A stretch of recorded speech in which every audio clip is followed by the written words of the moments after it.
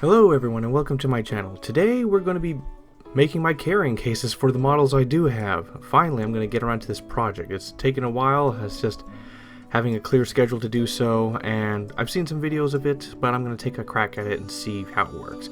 So I picked pretty much everything from Amazon.com and one giant box from Staples. So we're going to see how this goes. So I have magnetic sheets, neodyme earth magnets, super glue, Elmer's glue, which I ended up not needing, and of course scissors. These magnetic sheets are relatively cheap. It's like 5 for like under $6 or something, and they come with their own special scissors, which I immediately lost after opening. So first things first, I'm going to apply the magnetic sheet to the bottom of the carrying case. And so basically, yeah, it fits one, and then I just had to measure out the excess space and then use scissors to cut out the excess for another.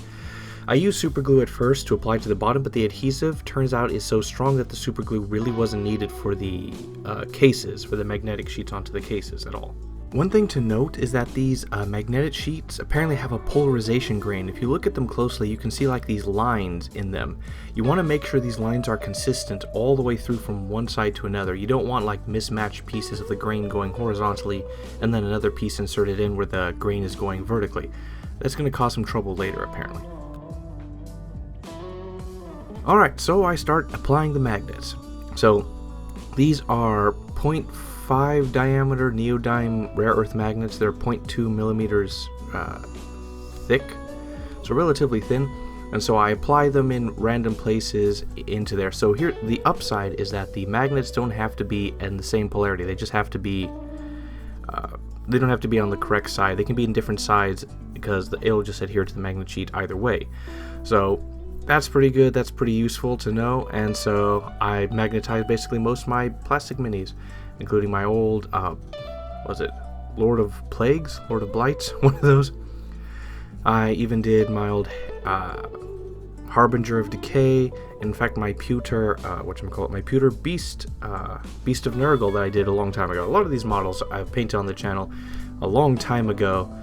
Haven't done anything with them, but the goal was to apply the magnets far enough apart from each other that they wouldn't accidentally like break off and like stick to each other. So I applied super glue, and then I let them hang off to the side, and so the super glue would dry with enough air so it doesn't cause that white ash thingy to appear around the area.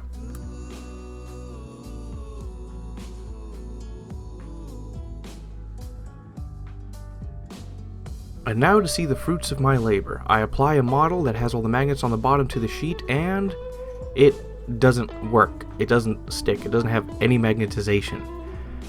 Apparently the thickness of the magnet is too thin that there's a gap between it and the magnetic sheet, and so it doesn't gain any stickiness or magnetism to the sheet. And so, being stuck with all these superglued magnets in that have crust all over it from the superglue, I come up with the most genius idea I can think of. I double down. I place a second magnet and superglued on top of each and every magnet before, thus nearly wiping out my entire reserve of magnets.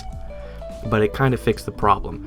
And so for some models where the magnets are spread out making a floor, there's no problem when it touches the ground. You can barely see underneath it. The magnets lift the base up a little bit, but it ultimately doesn't matter. It's only an issue on the models where there's two magnets on total opposite sides and they're a little wobbly.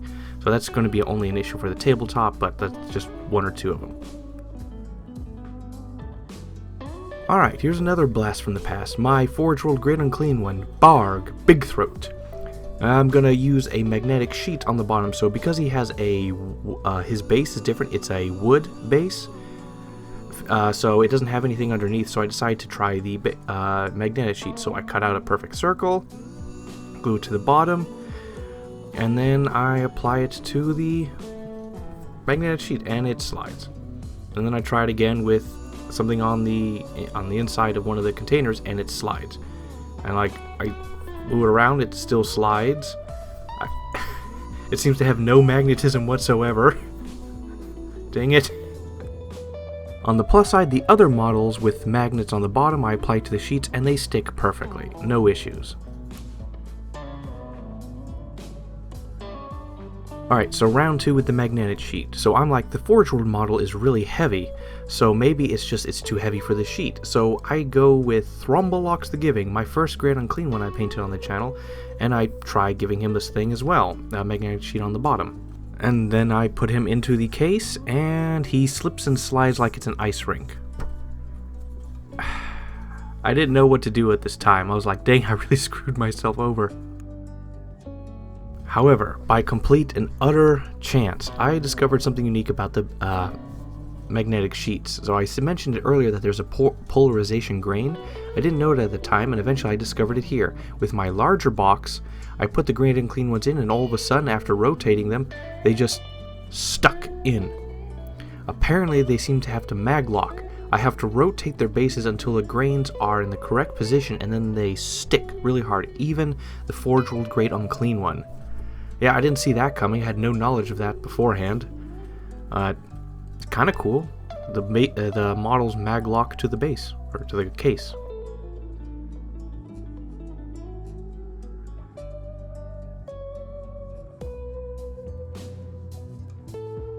Alright then, for my third and final case, which is a very big and tall one for like Imperial Knights or something really tall in the future, or more importantly my Rodigus model. So I prepare the sheets for it, and now with knowing what I know about like the polarization grains, like grains of wood, I make sure all the sheets have the exact same lines so there's no crossing, so the magnets can easily stick to each other. And so I prepare a bunch of sheets, and I make sure that it takes like around 3 sheets to do this. I cut one in half around the corners, and then I test out with my Rodigus, which has a magnet sheet applied to the bottom, and he mag locks perfectly, and you just have to place him in and rotate him. Although the sheet thing will be very irritating if you have like Tyranids or like tons of small models, because you have to put each one in individually and rotate it until it sticks. So magnets would be good with those. And then I put a bunch of them in a box, and I just give it a quick shake and a test, and they work perfectly. Even the heavy Forge World Grade Unclean one, it's like probably the weight of probably like 4 or 5 regular Grade Unclean ones. But, well, I'm done. Mostly because I have almost no models of myself. I painted so many, yet I have so few left over. Just the Grade Unclean ones and a few characters that are hard to get. Okay, I seriously thought this project would take a lot longer. I was thinking like it'll take a couple days to magnetize everything, to get everything right. No, this took less than an hour of total work. After the magnet sheets didn't work on the Grade Unclean ones, I then took a 2-hour pity break because I was upset at that. Then when I came back, I discovered that you have to like mag lock them in, rotate them till they get right, and then the project was done. So I'll easily have a very nice magnetized case. Now here's the thing. I did use Games Workshop cases when I got into first in the hobby, and that foam and stuff, and I would pack everything in. Here's basically what happened. I have like 150 guardsmen that I will never sell because I took so long to paint them that I'm emotionally attached, even this after so many years. And so they've been in like those foam cases. They've shaken around, and many of them have just lost their limbs, broken off and stuff. And so they've been damaged over time. And even still, some of my finest painted models being put in and out of the foam scrapes them, and eventually paint gets chipped and removed, and I put so much effort into them. And so this is the perfect alternative. All the stuff is stacked up high. The cases are see-through, clear. I can easily see what's inside. They stick on hard. They don't shake at all. The models are not touching anything. They're safe from dust. This is absolutely perfect. This is a great alternative and relatively cheap. It's like for the 10 sheets of magnetic sheets, that was probably like a little, like maybe under $13. The magnets themselves I bought a long time ago, so that was like under like $3 or $4. I could look getting that price now. The cases, it was a mixed bag. It's like a little around $10 a case. The giant one was around 16 or 17 with tax. So this is a relatively cheap project, very simple to do if you have a very large army, and keeps them safe from dust, because that was one of my biggest things. I had to wash all my models with like water and a brush just to clean them a little bit before like this video, because they got so much dust. Now they'll be safe from dust. I can drive around with them and they'll be completely fine. They'll be safe from being damaged. And yeah, I recommend everyone does this for their cases. It is cheaper than Games Workshop. I mean, at most I spent probably like $40, and I can still produce more cases and stuff afterwards. I just need to buy more cases. I have plenty of sheets, and I don't know how expensive Games Workshop cases have become, or some alternatives. So this is a very cheap, very practical, very solid alternative that just takes a little bit of time. So, alright, this is the first of the 3 non-painting videos. The next 2 will be how I make my bases, 3D print, and all that stuff in Blender and stuff like that. So those will be coming out relatively soon. And yeah, so like the video if you like the video, share it if you want to share, comment if you laugh at my mistakes of the polarization thing, or anything else, or my great waste of magnets, or why didn't I use green putty at first to put it into the bottom of the bases, then put the magnet in so that it would be adhering to the bottom. Why didn't I do that? Because I didn't want to. I was lazy at the time, and I thought it would work. I didn't know that the magnets were not that good. So, note to self, buy magnets with a 0.4 millimeter thickness or 0.3 minimum.